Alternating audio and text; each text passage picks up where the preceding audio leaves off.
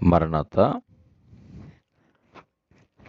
కీర్తనల గ్రంథము 128 3వ వచనం.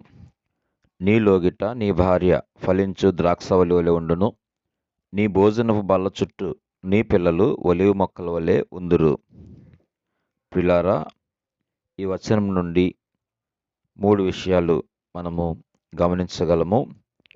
ఈ 128వ కీర్తనలో 3వ వచనంలో మనకి దీవించబడిన కుటుంబం కనబడుతోంది. ప్రధాన వాక్యముగా మనము చూసినట్టయితే, నీలోగిట నీ భార్య ఫలించు ద్రాక్షవల్లి వలె ఉండును, నీ భోజనపు బల్ల చుట్టూ నీ పిల్లలు ఒలీవ మొక్కల వలె ఉందురు. మొదటిదిగా మనం చూసినప్పుడు భార్య ఫలించు ద్రాక్షవల్లి. ద్రాక్షవల్లి ఇంటికి అందాన్ని, ఫలాన్ని ఇస్తుంది. అలాగే దేవుని భయము గల భార్య కుటుంబానికి ప్రేమ, సహకారం, ఆనందం, ఆశీర్వాదం తీసుకొస్తుంది. సామెతల గ్రంథం 31వ అధ్యాయం 28వ వచనంలో మనం చూసినప్పుడు, ఆమె కుమారులు లేచి ఆమెను ధన్యురాలందురు అని రాయబడి ఉన్నది.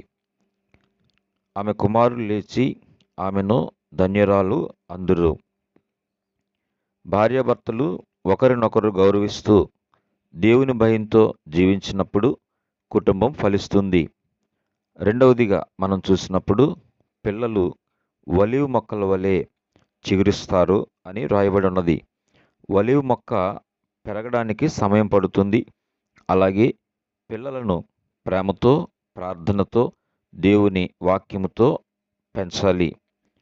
కీర్తనల గ్రంథము 127వ కీర్తన 3వ వచనం మనము చూసినట్టయితే, కుమారులు యెహోవా అనుగ్రహించు స్వాస్యము, గర్భఫలము ఆయనిచ్చు బహుమానమే అని రాయబడి ఉన్నది. ప్రియులారా, పిల్లలు భారము కాదు గాని వారు దేవుడిచ్చిన బహుమానం. వారిని మనము బాధ్యతగా పెంచవలసిన వారమై ఉన్నాం. అలాగే 3వ విషయం మనము చూసినప్పుడు, భోజనపు బల్ల. భోజనపు బల్ల కుటుంబ ఐక్యతకు స్థలముగా కనబడుతూ ఉంది. నీ భోజనపు బల్ల చుట్టూ అని వాక్యం చెబుతోంది. ఒకే బల్ల చుట్టూ కూర్చోవడము కుటుంబ సహవాసానికి, ప్రేమకు, ఐక్యతకు గుర్తు. యెహోషువ అంటున్నారు 24వ అధ్యాయము 15వ వచనంలో, నేనును నా ఇంటి వారును యెహోవాను సేవించెదము. ఐక్యత కలిగి కుటుంబమంతా ఒకే సహవాసముతో ప్రార్థించగలిగే స్థితి. భోజన బల్ల చుట్టూ అనే మాటలో కుటుంబ సహవాసానికి, ప్రేమకు, ఐక్యతకు గుర్తుగా ఉంది గనుక అందరము కలిసి ప్రార్థించేవారుగా ఉంటారు. ఇంటిలో కలిసి భోజనం చేయడం మాత్రమే కాదు, కలిసి ప్రార్థించాలి, కలిసి వాక్యం చదవాలి, కలిసి దేవుణ్ణి సేవించాలి. కీర్తనల గ్రంథంలో 128వ అధ్యాయంలో 3వ వచనంలో మనకు 3 ఆశీర్వాదాలను చూపిస్తూ ఉంది. 1, భార్య ఫలించే ద్రాక్షవల్లి.